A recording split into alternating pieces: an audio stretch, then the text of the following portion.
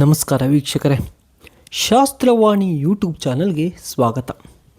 ನೀವು ಹೋಗೋ ದಾರಿಯಲ್ಲಿ ಬೆಕ್ಕು ಅಡ್ಡ ಬಂದರೆ ಸಾಕು, ನೀವೆಲ್ಲರೂ ಅಲ್ಲೇ ನಿಂತು ಬಿಡ್ತೀರಾ? ಅಥವಾ ಯಾರಾದರೂ ಮುಂದೆ ಹೋಗಲಿ ಅಂತ ಕಾಯ್ತೀರಾ? ಬೆಕ್ಕು ಅಪಶಕುನ.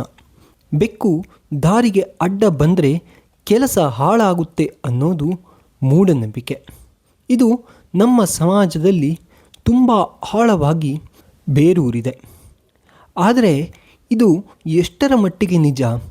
ಬೆಕ್ಕು ನಿಜವಾಗಿಯೂ ಕೆಟ್ಟದ್ದನ್ನು ತರುತ್ತಾ, ಅಥವಾ ಇದು ಬರೀ ಮೂಢನಂಬಿಕೆಯ? ಈ ವಿಡಿಯೋದಲ್ಲಿ ಬೆಕ್ಕಿನ ಹಿಂದಿರುವ ವೈಜ್ಞಾನಿಕ ಮತ್ತು ಧಾರ್ಮಿಕ ಸತ್ಯಗಳನ್ನು ತಿಳಿದುಕೊಳ್ಳೋಣ. ಬೆಕ್ಕು ದಾರಿಗೆ ಅಡ್ಡ ಬಂದರೆ ನಿಲ್ಲಬೇಕು ಅನ್ನೋ ಅಭ್ಯಾಸ ಬಂದಿದ್ದು ಪೂರ್ವಜರ ಕಾಲದಿಂದ. ಆ ಕಾಲದಲ್ಲಿ ಎತ್ತಿನ ಬಂಡಿಗಳಲ್ಲಿ ಜನ ಪ್ರಯಾಣ ಮಾಡ್ತಿದ್ರು. ಈಗಿನಂತೆ ಯಾವುದೇ ವಾಹನ ಇರಲಿಲ್ಲ. ಹೀಗಾಗಿ ರಾತ್ರಿ ವೇಳೆ ಕಾಡಿನಲ್ಲಿ ಬೆಕ್ಕು ಅಥವಾ ಹುಲಿ ಇಂತಹ ಮಾರ್ಜಾಲ ಜಾತಿಯ ಪ್ರಾಣಿಗಳ ಕಣ್ಣುಗಳು ಕತ್ತಲೆಯಲ್ಲಿ ಹೊಳಿತಾ ಇದ್ವು. ಇದನ್ನು ನೋಡಿ ಎತ್ತುಗಳು ಹೆದರಿ ಬಂಡಿಯನ್ನು ಉರುಳಿಸ್ತಾ ಇದ್ವು. ಒಂದು ರೀತಿಯಲ್ಲಿ ಇದು ಅಪಘಾತ ಮಾಡ್ತಿತ್ತು ಅಂತಲೇ ಹೇಳ್ಬೋದು. ಅದಕ್ಕಾಗಿ ಬಂಡಿ ಓಡಿಸುವವರು ಒಂದಷ್ಟು ಹೊತ್ತು ನಿಂತು ಪ್ರಾಣಿ ಹೋದ ಮೇಲೆ ಪ್ರಯಾಣ ಮುಂದುವರಿಸ್ತಾ ಇದ್ದರು.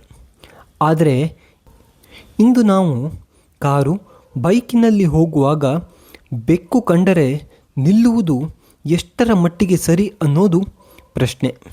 ಹಿಂದೂ ಧರ್ಮ ಹಾಗೂ ಆಧ್ಯಾತ್ಮದಲ್ಲಿ ಬೆಕ್ಕಿಗೆ ಯಾವ ಸ್ಥಾನ ಇದೆ ಅನ್ನೋದನ್ನು ನೋಡೋಣ. ಅನೇಕರು ಬೆಕ್ಕನ್ನು ಶಕುನಕ್ಕೆ ಜೋಡಿಸ್ತಾರೆ. ಆದರೆ ನಮ್ಮ ಹಿಂದೂ ಸಂಸ್ಕೃತಿ ಮತ್ತು ಧಾರ್ಮಿಕ ಗ್ರಂಥಗಳಲ್ಲಿ ಬೆಕ್ಕಿಗೆ ದೈವಿಕ ಹಿನ್ನೆಲೆ ಕೂಡ ಇದೆ. ಷಷ್ಠಿ ದೇವಿಯ ವಾಹನ.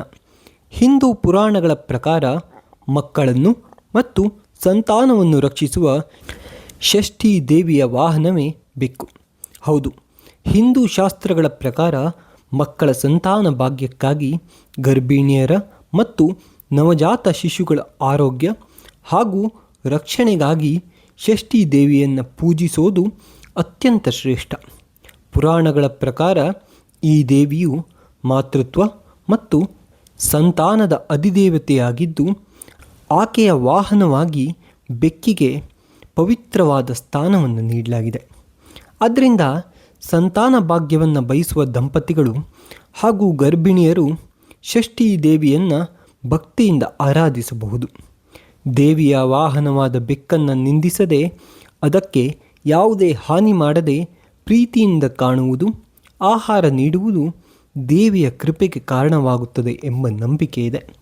ಬೆಕ್ಕು ಎಂದಿಗೂ ಅಪಶಕುನವಲ್ಲ, ಬದಲಿಗೆ ಅದು ಸಂತಾನ ಮತ್ತು ಮಕ್ಕಳ ರಕ್ಷಣೆಯ ದೈವಿಕ ಸಂಕೇತವಾಗಿದೆ.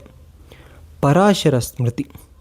ಪರಾಶರ ಸ್ಮೃತಿಯಲ್ಲಿ ಅದರಲ್ಲಿ ಅಧ್ಯಾಯ 12 ಶ್ಲೋಕ 48, ಮನೆಯಲ್ಲಿ ಕಪ್ಪು ಬೆಕ್ಕನ್ನು ಸಾಕೋದು ಅಥವಾ ಇಟ್ಟುಕೊಳ್ಳುವುದು ಮಂಗಳಕರ ಮತ್ತು ಪವಿತ್ರ ವಸ್ತುಗಳ ಪಟ್ಟಿಯಲ್ಲಿ ಸೇರಿದೆ. ವಾಸ್ತುಶಾಸ್ತ್ರ ಮತ್ತು ಶುಭಶಕುನ. ವಾಸ್ತುಶಾಸ್ತ್ರದ ಕೆಲವು ನಂಬಿಕೆಗಳ ಪ್ರಕಾರ ಬೆಕ್ಕು ಮನೆಗೆ ಬಂದು ಮರಿ ಹಾಕಿದರೆ ಆ ಮನೆಯಲ್ಲಿ ಐಶ್ವರ್ಯ ಮತ್ತು ಅಭಿವೃದ್ಧಿ ಉಂಟಾಗುತ್ತದೆ. ಈಜಿಪ್ಟ್ ಸಂಸ್ಕೃತಿ. ಈಜಿಪ್ಟ್ನಲ್ಲಿ ಬೆಕ್ಕನ್ನು ಬಾಸ್ಟೆಟ್ ಎಂಬ ದೇವತೆಯ ರೂಪದಲ್ಲಿ ಪೂಜಿಸುತ್ತಿದ್ದರು. ಪ್ರಪಂಚಾದ್ಯಂತ ಬೆಕ್ಕಿನ ಮೇಲಿರುವ ಪ್ರೀತಿ. ಜಪಾನ್ ಮತ್ತು ಬ್ರಿಟನ್ ದೇಶಗಳಲ್ಲಿ ಬೆಕ್ಕನ್ನು ಅದೃಷ್ಟದ ಸಂಕೇತ ಅಂತ ಭಾವಿಸ್ತಾರೆ. ಬ್ರಿಟನ್ನಲ್ಲಿ ಕಪ್ಪು ಬೆಕ್ಕು ಮನೆಗೆ ಬಂದರೆ ಧನಲಾಭವಾಗುತ್ತದೆ ಎನ್ನುತ್ತಾರೆ. ನಾವಿಲ್ಲಿ ಬೆಕ್ಕನ್ನು ನೋಡಿ ಭಯಪಟ್ಟರೆ, ಜಪಾನ್ನಲ್ಲಿ ಮನೆಕಿ ನೆಕೋ ಎಂಬ ಬೆಕ್ಕಿನ ಬೊಂಬೆಯನ್ನು ವ್ಯಾಪಾರ ಅಭಿವೃದ್ಧಿಗಾಗಿ ಅಂಗಡಿಗಳಲ್ಲಿ ಇಟ್ಟುಕೊಳ್ಳುತ್ತಾರೆ.